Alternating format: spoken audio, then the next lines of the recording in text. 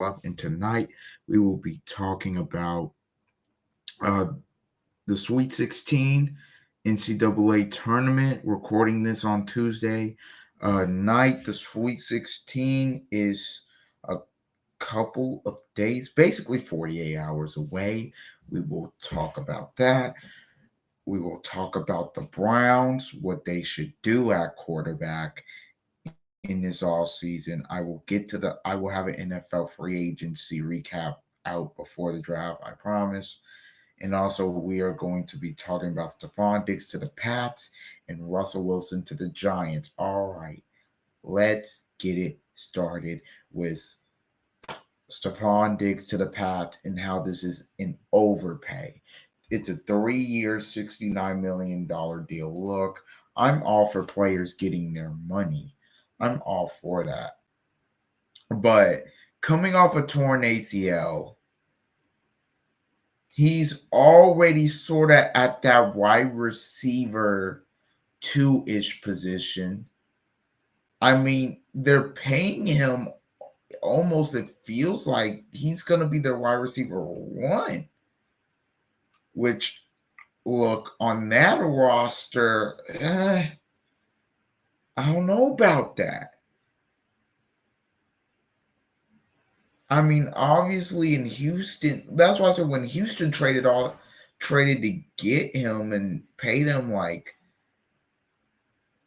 he wasn't gonna be, they were paying him in Houston for wide receiver one production, and he was not going to give them that.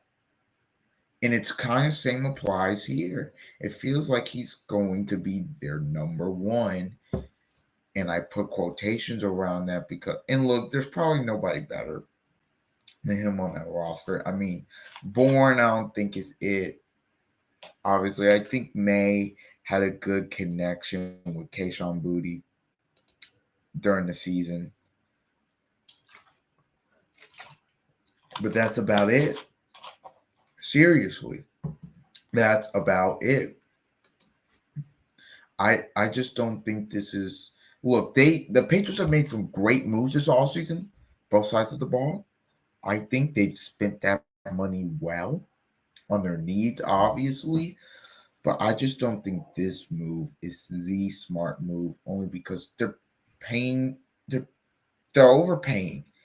It's a big overpay, and I get it. You want to get somebody that Drake May can throw the ball to. I understand that.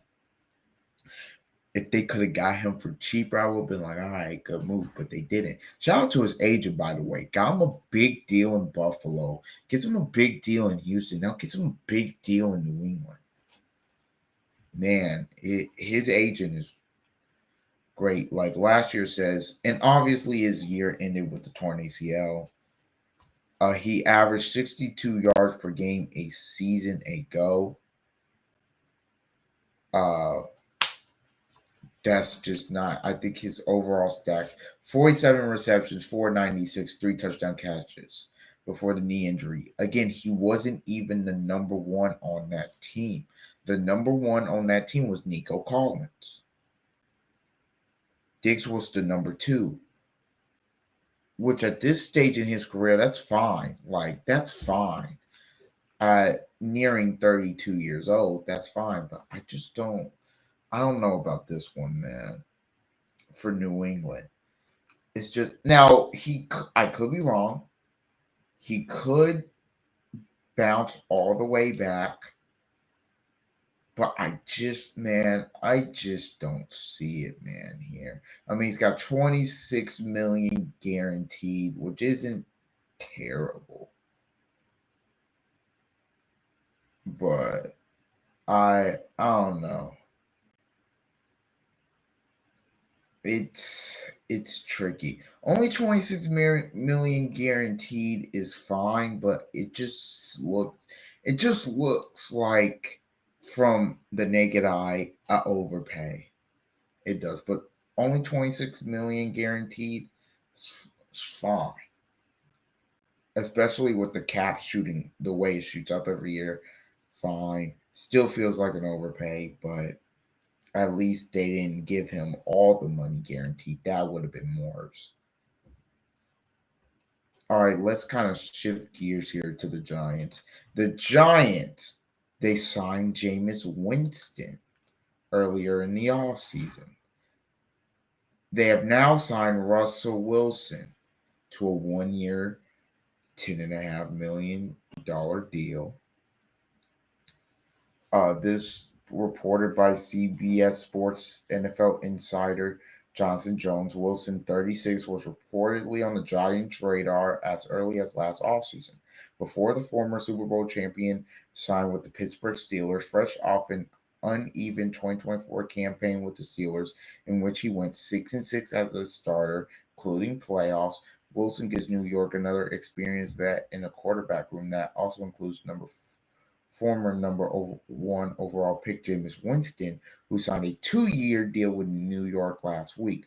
Wilson heads to the Big Apple as the starter per NFL media. This is what his first 7 starts was. This is really that front half of the season when they were playing bad competition, decent competition. He was 6-1. He had 65% completion percentage. He threw for 255 passing yards per game, 8.4 yards attempt. His touchdown turnover ratio was 13-5, passer rating 104. Now, the last 5, which were against, I think it was like the Ravens twice, the Bengals. It was a tough stretch. They went 0-5. He was 63% completion percentage, 194 passing yards per game. It's not good. 6.4 yards per attempt. His touchdown to turnover ratio was 7-4, and his passer rating was 8-9. Not great. So look, he's going to the Giants. I don't know what the Giants' plan is here, because what happens if the Titans or Browns take Abdul Carter? What happens if that you're gonna draft? Are you then gonna draft a quarterback? Which at that point you will have to do, because these two aren't the long-term answer.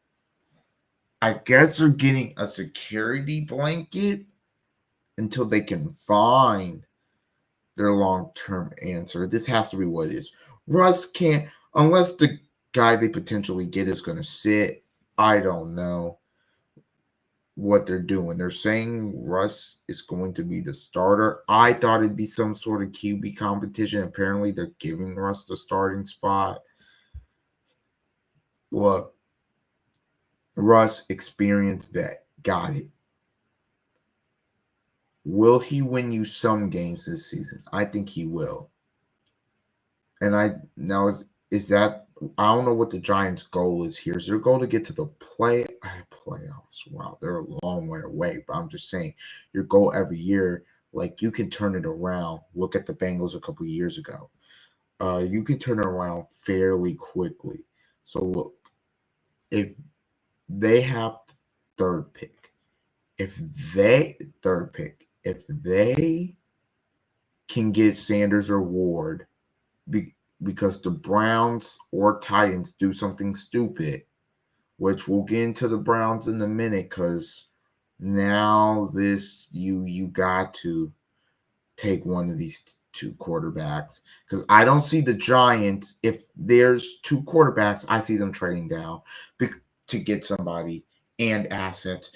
Because I don't think they're I don't think they're taking Milroe. I don't think they're taking Jackson Dart. I don't think they're taking the quarterback from. I don't think they're taking any of those guys at number 3. I mean, I wouldn't put it past them at this point. They took Daniel Jones at 6, which he was projected mid-rounds, and everybody's like, took him at 6? What did you do that for? I don't know what the Giants are thinking about, man. It'll be interesting to see. The draft is about a month away still, so I guess we'll see when the draft comes around what they're doing. I think, by the way, Aaron Rodgers to Steelers now is a done deal. You have no other choice. If you're Pittsburgh, you're screwed. You're because you have no quarterback, and also for Aaron, who else is going to take you? I don't think Minnesota's taking you. Vegas got their guys. Giants clearly have. I mean, the Browns, but the Browns have the second pick, so they're guaranteed one of the two. Don't tell me about Kirk Cousins if you're Cleveland. Don't tell me about that. You're guaranteed one of the two. Get them. Not Travis Hunter. Not even though he's great, gonna be great, don't get me wrong. Travis Hunter, not Abdul Carter. You need a quarterback. Because you can't believe in Deshaun Watson after that year. Also, he's probably still gonna be hurt coming into the season and coming off a cook. He's cooked. He was already cooked before then. He's way cooked now. Just bro, the contract, you're just have him be a backup and have him make all that money at this point. You cannot trot out Deshaun Watson out there next season. You can't do it if you're Cleveland. Well, since we're already talking about it, let's just segue into it. Yeah, Browns, you cannot not draft one of these two quarterbacks. It's right there. Sanders is there or Ward. I want to hear about Abdul Carter. Abdul Carter, he's great. I think he's gonna be really good. He's on Penn State. Great. Has a little bit of Michael Parsons in him. Ward number 11, great speed rusher. He's decent. He's actually a little bit better against the run than Micah, I feel like, was in college. But it's gonna be a great player. I don't think that helps your football team. A team in the long run. You need a quarterback. Travis, I mean, he's going to be great. Don't get me wrong, but if you play him right, first of all, you're fine. I think you're fine at corner. If he plays receiver, okay, he has nobody to throw him the ball to. Deshaun Watson's not giving this man the ball. The offense that Stefanski wants to run, then you play action off of it, shotgun, take the shots. Deshaun Watson, that offense it doesn't work with him. It doesn't work. For some reason, it just doesn't work. Now, I don't know. I've heard Kirk Cousins rumors. I think those have kind of died down now. I think the Browns aren't going to do that, which is smart. Also, Atlanta's keeping them as back. If you are the Browns, draft one of the two quarterbacks. You got Garrett back. So your fan base is excited about that. Don't disappoint them. Draft one of the two. Start from scratch. Have them start. And try to get this thing back rolling against Stefanski. Because this whole mess isn't even Stefanski's fault. He did not tell you pay Deshaun Watson. I think it was, I don't even remember the amount now. It's like $270 million guaranteed. Whole contract basically guaranteed. Yeah. So if you're the Browns, you're not going to get it out of the Watson thing, but to somewhat have a future, you need to draft Sanders or Ward. Now, I don't know what Tennessee's going to do. Obviously, Tennessee, same boat. Draft Sanders or Ward, not Abdul Carter. You need a quarterback, Tennessee, because your coach doesn't believe in Levis. So, what are we doing? But yeah, that's really it. Cleveland and Tennessee needs to do their thing, and I can see the Giants trading back because they can't find their guy. Anyway, let's get into this Sweet 16 preview. On Thursday, we start with BYU at Alabama. Alabama beat Robert Morris and St. Mary's to get to this spot. BYU beat VCU and Wisconsin to get to this spot. Alabama, in BYU, this game interests me in Newark, Jersey. Winner advances to the Elite Eight on Saturday. I guess evening/night, whatever you want to call it. This is going to be an up and down game. Like I said in the last pod, go back and watch. It's in my playlist. It's literally gonna be whenever this is uploaded. It's gonna be the second video from this one. I said it will be an up and down game because that's how these two teams like to play. That's how Wisconsin like to play too. Again, a Wisconsin Alabama or BYU Alabama up and down game, shoot a lot of threes. The key is going to be who gets more stops. The defense is going to be key. I'm not buying into Alabama's St. Mary's offensively. You saw them; they just couldn't do it. They were kind of inept offensively at times. Even against Vandy, they were. I'm not buying into it. Robert Morris stayed close. They didn't do a good job of rebounding against Robert Morris. If I'm BYU, I think you can get on the offensive glass. Obviously, in for BYU, you just got to play your game. Move the ball, take open threes, shoot them, get into the lane, But they really want that three ball. Be efficient.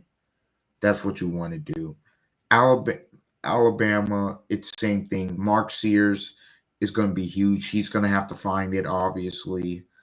I think Grant Nelson, he just makes them a completely different team, obviously. The guard play, I always say it, guard play wins in the NCAA tournament. Your guards have to show up. So, yeah, that's what I think. I got Alabama in this game. Even though I think BYU can beat them, I've got Bama to get to the Elite Eight. I just think, look, them being there before the experience of last season and tasting and want to get back. I think Sears is huge. I think Chris Youngblood is huge. I think Aiden Holloway is huge.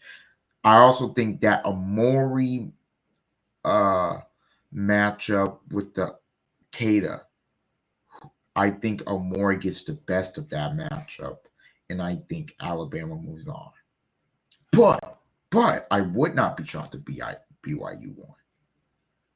All right, let's go to this next one in the West region, San Francisco, Maryland, and Florida. I got Florida, and for this simple reason. Maryland, great starting five. They don't have enough depth. Florida has depth. Florida plays about 8-9 guys, and I just think in this game they can wear you down. They are able to wear you down. And I think Florida's gonna do that. And also, Maryland defense, not really the strengths. They want to score a lot. I think Queen will give them issues, obviously, but Florida can throw different bodies at Queen. They can. But UConn did a really good job of forcing Florida to play more of a Big East, more physical, more slower paced style of play. Look, if Florida gets out and runs in this game, good luck. Good luck. That's all I got. Now, Maryland can stay in it because those guards, Rice and Gillespie, can shoot the ball and put the ball in the bucket, but so can Florida guards and Elijah Martin and Will Richard and Walter Clayton Jr., obviously. So I'm gonna go with Florida in this game. I just think they're gonna wear down Maryland just because of their depth. But this will be a close game. I think Florida pulls away. So the next game, Arizona at Duke. Storyline in this game, Caleb Love, he beat Coach K in his last home game and in his last ever game. He hit the big three over Mark Williams. So you know that's a little thing going on. Can Arizona do it? I don't think so. I think Duke right now is just too good. I think you have to factor in the way if Proctor continues this hot shooting, I don't know who can beat him, but you have to factor in that. You have to factor in of obviously Cooper Flag. I think the play of the big man Maluch. I don't want to. I'm not even gonna try it because I don't want to butcher his name, even though I kind of just did. But yeah, I think his play has been great. Also, this kid Knipple can put the ball in the bucket. He just makes winning plays. Knipple can easily get 20, 25. He can easily get that. But he just does what the team needs him to do, I think. Now, who's going to be on flag for Arizona? I have no clue.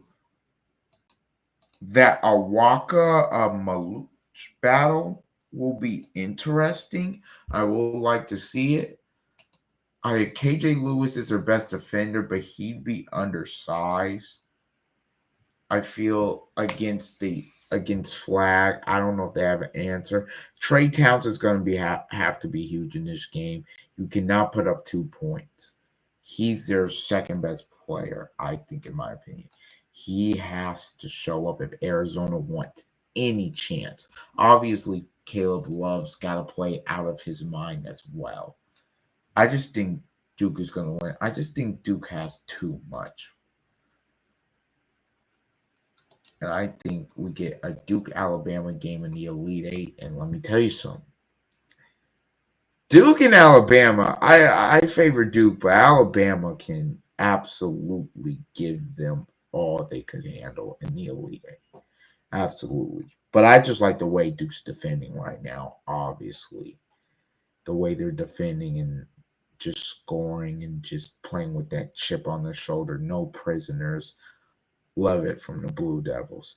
Now, this game, which is the last game of Thursday, is very interesting. Arkansas at Texas Tech. I'm tempted to pick Arkansas, but I'm not going to. I'm going to pick the Red Raiders, and here's why. I love the front court. Love JT Toppin there. I also love their backcourt. Look, Kermit Walton, and Elijah Hawkins can just straight up. They can put the ball in the bucket, man. Mainly Elijah Hawkins, but their best players obviously JT Toppin.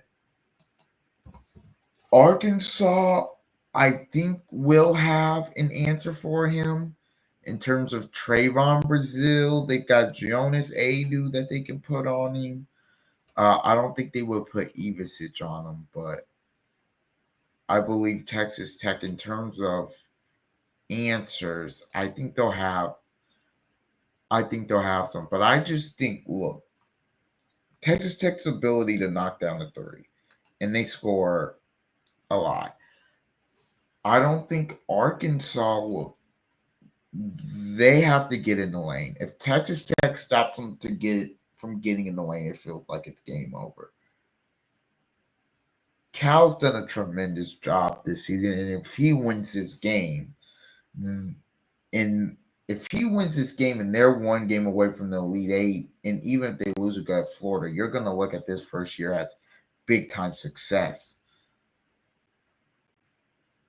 But I just love Texas Tech. Now their bench is They don't really their bench, they don't not great. I think Arkansas has the better bench. Got Billy Richmond coming off. You got Ivisic coming off. You obviously got Boogie Fland coming off. So I like the bench.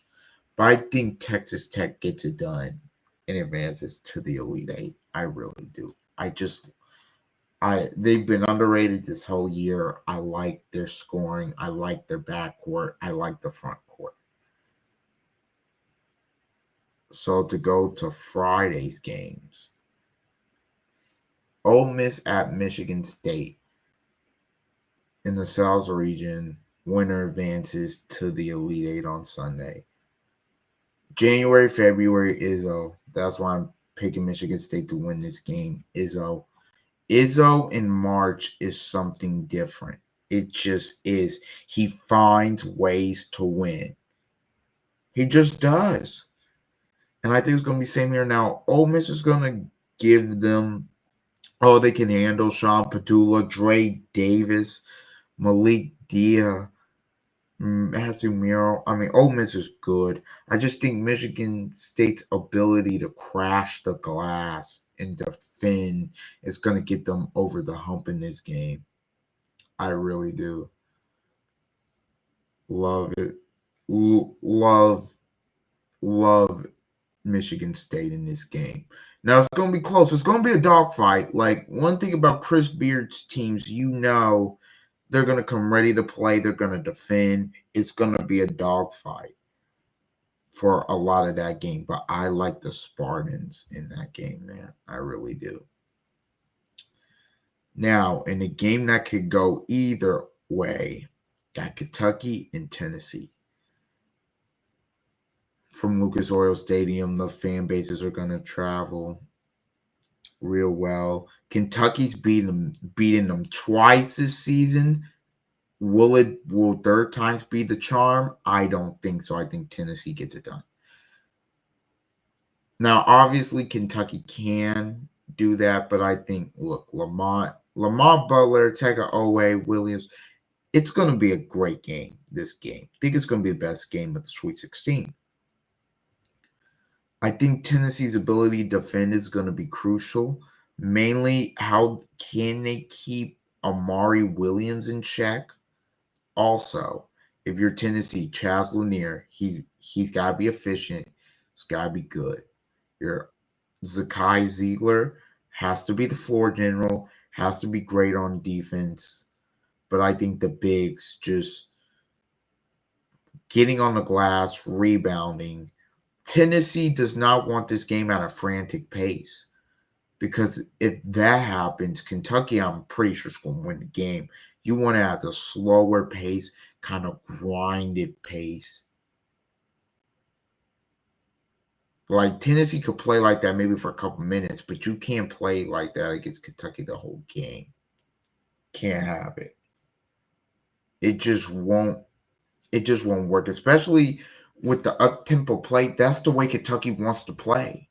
That's the way they want to play. So if you're Tennessee, slow, grind it out, really put them in the meat grinder if you can, play great defense, hit your open threes. I think that's what's going to be the key for them. I think they do that and get the win. But also, if you're Kentucky, you want to make this 40 minutes fast pace. You want to get in transition. You do not want the Tennessee defense, because Tennessee's great in the half court. And I'm not saying they're not good on fast breaks, but Kentucky's really hard to defend. Also, you got shooters like Kobe Bria. Obviously, Owe can take it to the hole. Lamont Butler's been in this position before. Andrew Carr is going to be. It's going to be interesting how he plays in this game, because I think he could play a big role against Igor Milicic. Yeah, I think it's going to be huge. But I do think Tennessee gets the win. Now, Michigan, they play number 1 Auburn here in Atlanta, Georgia, for a chance to face Michigan State or Ole Miss in the Elite Eight.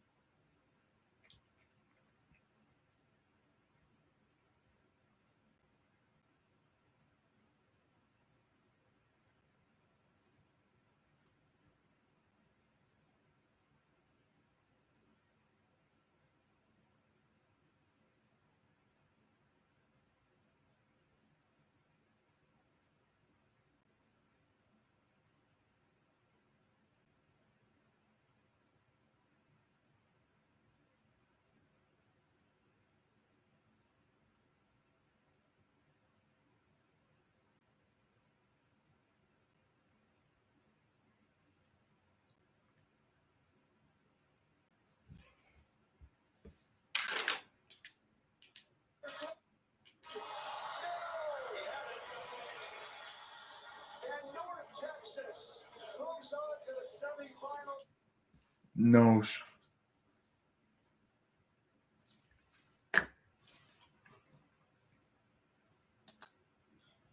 Yeah, talking about the Elite Eight. Look, if you're Auburn in this game, you're gonna have some trouble because because you're gonna obviously play Cardwell and Broom, but Wolf and Golden are a handful. They just are. Obviously, they can shoot the three. Wolf can really handle it and initiate offense. By the way, a storyline in this game: Trey Donaldson was on the Auburn team last year when they got upset by Yale. He's now at Michigan. Imagine he knocks Auburn out and advances to the Elite Eight. That would be crazy. That would be insane.